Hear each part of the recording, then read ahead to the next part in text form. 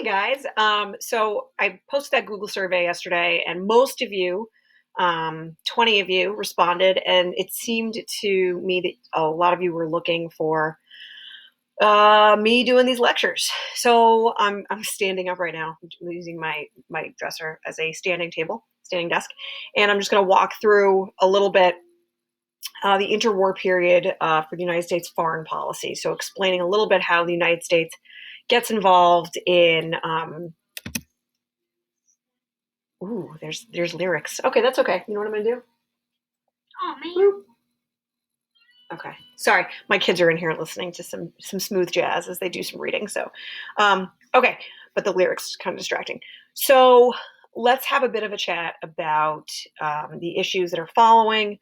Right. The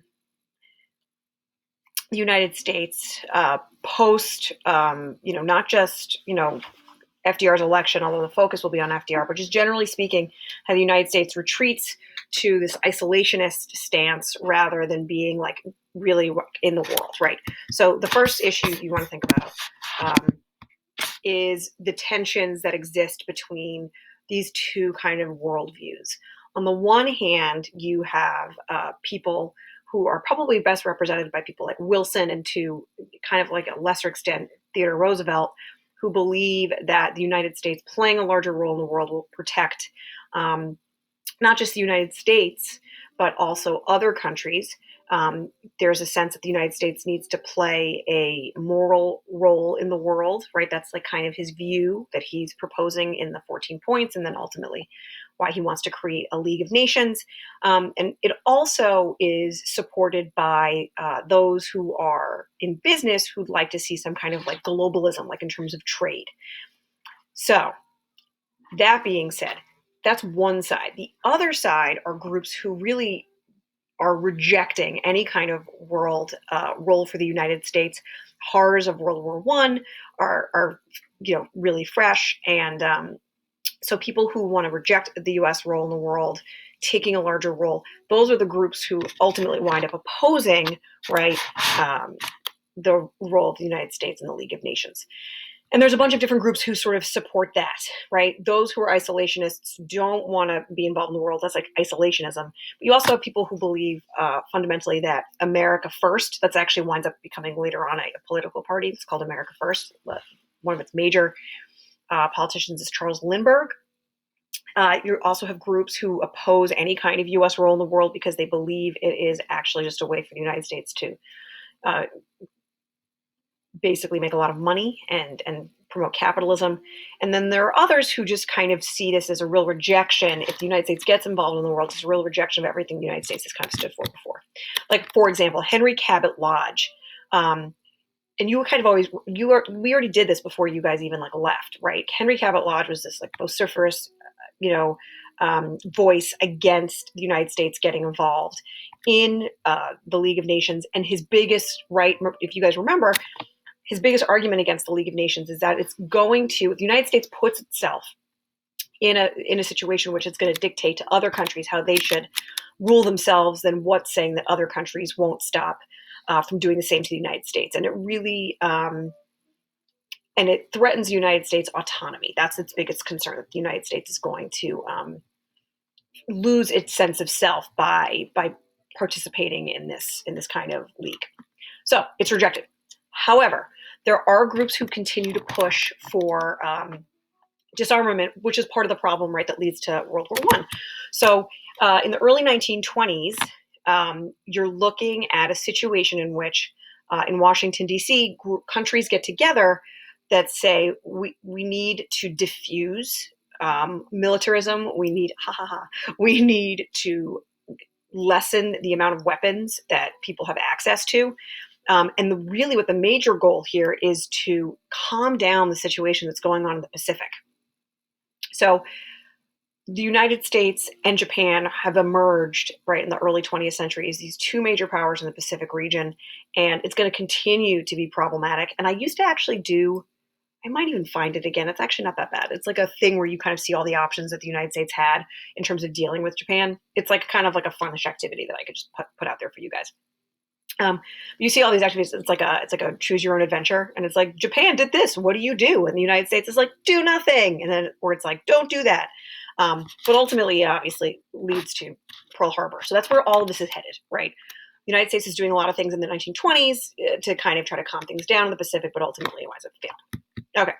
Um, this is also kind of still dealing with the emergence of Japan as a world power. It's also dealing with the fact that one of the reasons that World War I took place in the first place, right, is because all of these different countries were amassing these massive navies and these massive armies, and they're looking to, ensure that that doesn't happen again. But again, there's all these ways in which these countries can kind of circumvent these rules, and so they start building up all these smaller warships. Okay.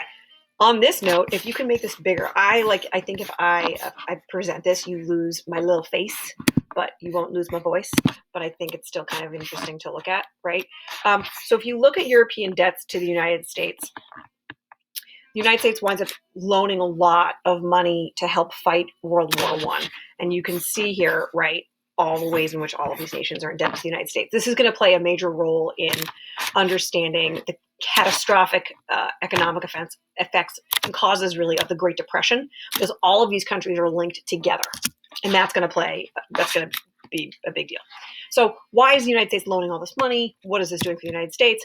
Well, it's good for the United States in the early part of the 1920s, but it's bad for Germany. So this is kind of like, let's circle back to stuff that you learned last year. If you remember last year, you guys talked about what causes fascism to exist in Germany in the early 30s. So we're well away from the success of the Nazi Party until the early 30s. Again, if you remember, the Nazi Party doesn't really exist in a meaningful way in the early 1920s and doesn't actually gain any kind of momentum or get support until the later 20s, early 30s, really. It's really on the periphery. It's a marginalized party. But what they do really effectively is they use the fear of returning to a world in which people are literally burning money to stay warm instead of using it because it's lost all of its value. So the German economy under the Weimar Republic, and the early Weimar Republic, is extraordinarily weak, in large part because of the reparations that they have to pay when they took all the blame for World War I in the Treaty of Versailles. And this is concerning to countries like the United States. So what the United States does is it implements something called the Dawes Plan. It's named after Charles Daw, who implements this plan and says, we're going to help Germany get through this difficult time. We're going to give them aid. They're going to pay us back. But really, the United States does this in order to maintain stability, economic stability, because Germany, despite the fact that there's hyperinflation, is still an enormously powerful economic force in Europe. And the United States is really concerned, along with other countries, really, but primarily the United States, that if Germany kind of falls by the wayside, problems. All right. So this young plan winds up.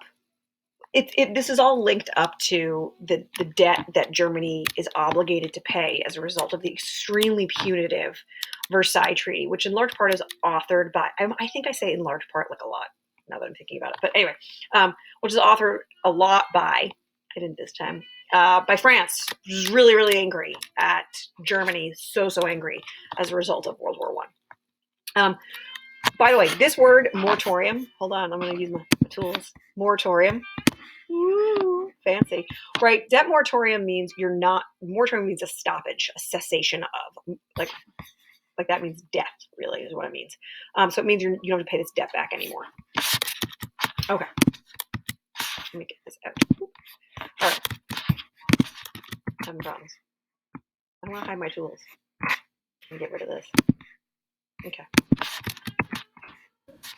And technical difficulties. I want to pause my recording. Why is this doing this? You guys. Pause. Okay, and we're back. So I don't know what that was about. That was weird. So essentially the 20s are focused primarily on trying to deal with the fallout of World War I. The Locarno Pact. Locarno is named after a city in Italy. So this is all dealing with the boundaries that are established post-World War I. this is all of these things, which you guys know are going to wind up being obliterated in the early 30s with Germany becoming, and Italy, right, adopting fascism and becoming interested, most importantly, in becoming uh, empires that dominate as much territory as possible. But in the 20s, there's this sense that we want to avoid this from ever happening again. So they establish boundaries. Belgium and France, it's established in the treaty already. And then Germany signs these treaties with Poland and Czechoslovakia saying we're going to change these borders. But again, don't get attached to this because it winds up playing a major role in what causes World War II. All right. So this is a change, right? This is a paradigm shift, if you will. Um, so what does Clark pledge here? That the United States doesn't intervene in Latin American affairs. This is what? This is bold thinking. This is a real rejection of what Roosevelt said in the early 20th century. It's this movement, a shift away from the United States involving itself in Latin American countries. Don't get attached to this. This is like so not the norm. This is really like kind of not random, but it's definitely not something the United States continues to pursue later on. Okay, this is kind of important. Okay, so this is so cute. This adorable pact that no one adheres to. 15 nations dedicated to outlawing aggression and war as tools of foreign policy. Like, oh my God, that's adorable. It literally never happens at all. So there's this idea that this is, I mean, listen, it's a great idea. It's really nice. You don't want to have these countries like pursuing these goals, right? But the idea that anybody actually believed this would be pursued in a meaningful way is really seems hard to believe. Again, less than 10, within 5 years, problems are emerging in Europe already. Okay, now that was like Europe stuff. So World War I is obviously dealing with a lot with Europe stuff. Guys, you got to keep reading. Children, I see you. Read. You're not even reading. You don't see me. Okay, so Japan is becoming a problem in the Pacific. And by problem I mean it's becoming a really dominant power in the Pacific. And the United States is growing increasingly concerned about what Japan's motives, not its motives, but what it sees itself as doing in the Pacific. The League of Nations, which is virtually powerless to do anything because the United States is not involved in it, doesn't says don't do that, Japan. And Japan's like, we don't give a shit. That's fine. We're going to do whatever we want to do, and leaves the League to continue its pursuit of creating this empire in the Pacific. But Herbert Hoover, who was recently elected, is like, no, we're not really interested in that because in the 1920s, keep in mind, the United States is dealing with this like unbridled prosperity and everyone's buying radios and people are listening to, the,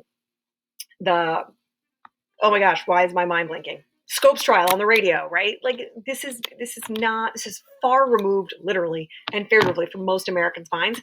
But Japan is very steadily and in horrifying, horrific ways making its claim on different Pacific countries, Asian countries in the Pacific. Okay, so this is in response to the kinds of things that Japan is doing. And I think I am going to actually post that little activity for you guys to do. Like, what should the United States do? It is the reports about what comes out after what happens in the Pacific in places like China and Manchuria are truly the stuff of nightmares that I won't even like begin to bring up because my kids are in the room actually. But Japan is like, are you serious? Because I'm pretty sure we remember when you guys put down an insurrection in the Philippines and led to 100,000 people's deaths. So like maybe don't say that we're doing the wrong thing. Okay, FDR is elected, right, and he's dealing with a lot of stuff, namely the Great Depression. And one of the things that you want to know is that all of the stuff that's going on in the 30s, a lot of the building up of the military, the increase in nationalism, this anxiety, this economic anxiety, this racism, prejudice, has a lot to do with the impact of the Great Depression, and I think it's an interesting conversation to have, to think about what do nations do when they're under duress? How do they respond? How does their leadership respond? Right? And so in this part of FDR's platform is that he's trying to reject years at this point of policy in which the United States involves itself in Latin American affairs to the detriment, really, of Latin America. This is crazy. What? We hate communists. This is crazy. But again, any port in a storm. So the United States is looking to build bridges with the Soviet Union. Perhaps it will build both of their economies. And the United States is really, really worried about Japan. And the Soviet Union, right, once Russia in 1905 fought a war against Japan, and they're looking to maybe secure some kind of tentative alliance to prevent Japan from becoming too powerful. Obviously, this is not successful. Okay, so there's all of these arguments that World War I was started. We got involved. The United States got involved in World War I because it wanted to make money. It was all about war profiteering, and there is an investigation. It's called, led by Gerald Nye, about whether or not the United States' involvement in World War I was necessary. So this does not actually uncover anything. There's nothing actually uncovered. But what it does do is it leads to the United States passing these neutrality acts, which then FDR looks for ways to get around. This is FDR. He delivers a speech about how he hates war, and he says that war is, what is it good for? Absolutely nothing. No, he says something much more eloquent than that.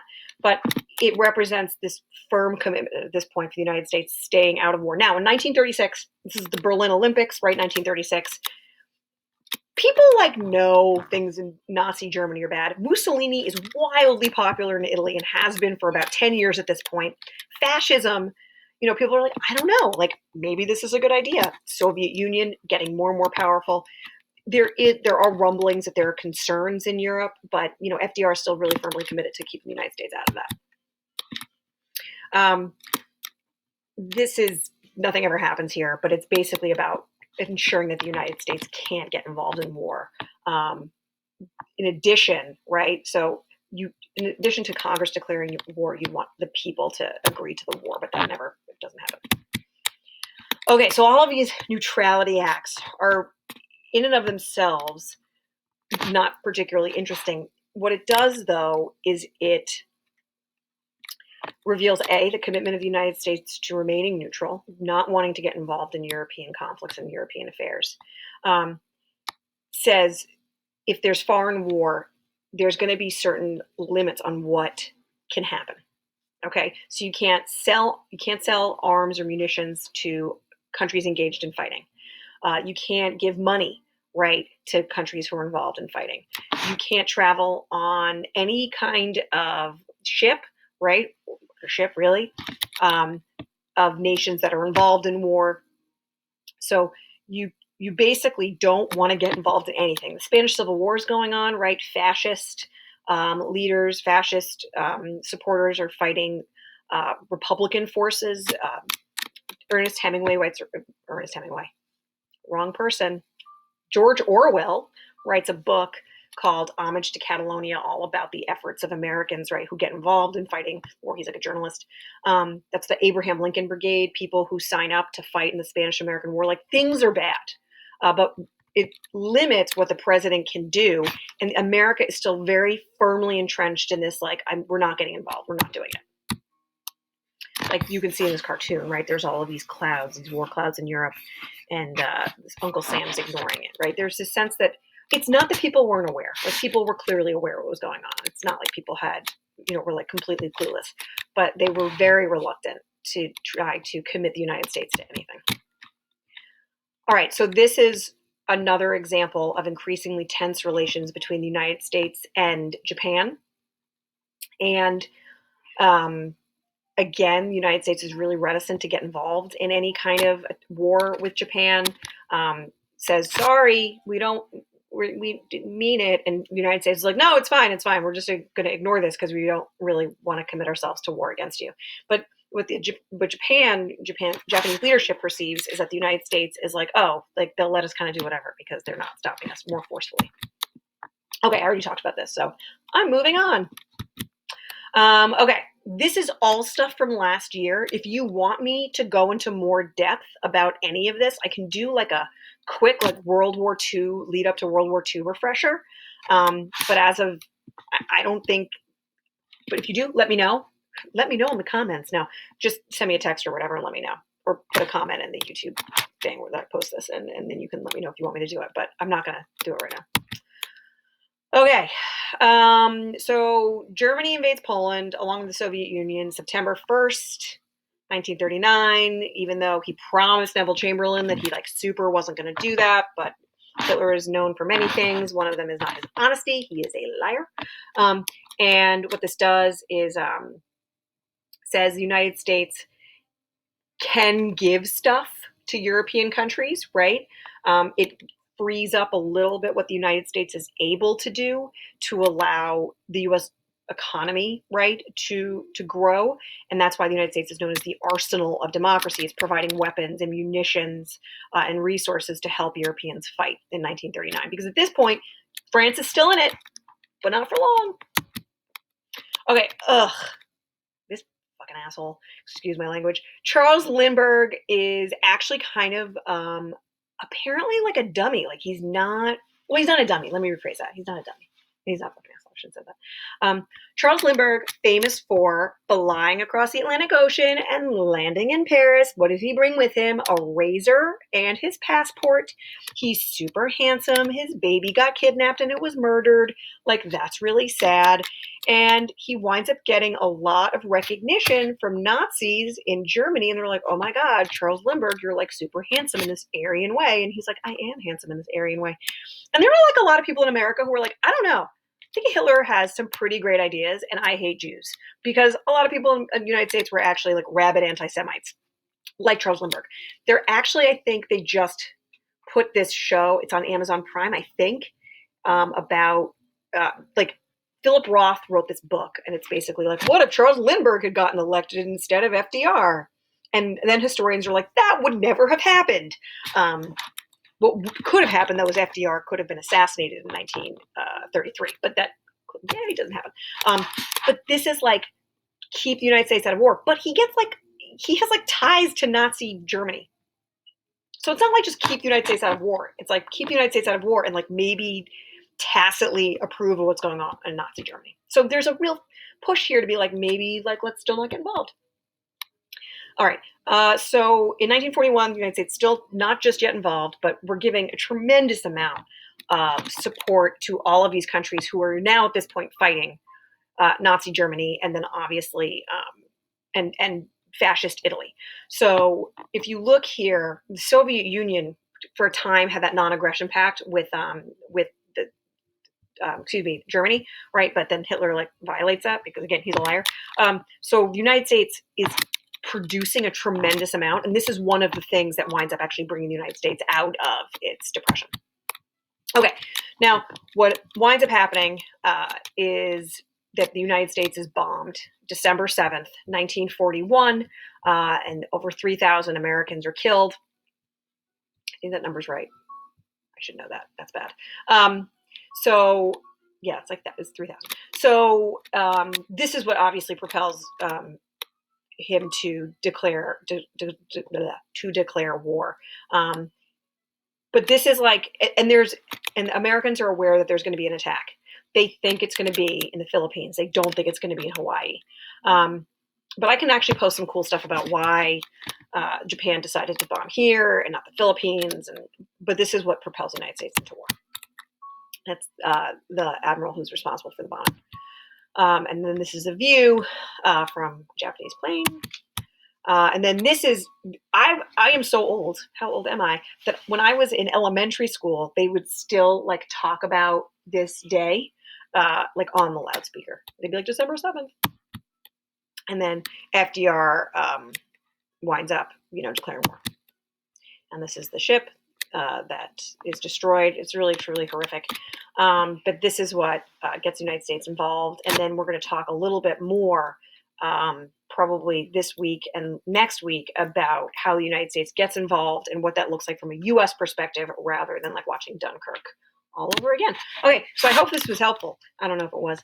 But let me know. Let me know if you'd like more like this. Let me know if you're like, no, we're all set. And I will take any questions that you guys have in the comments or just text me. Bye.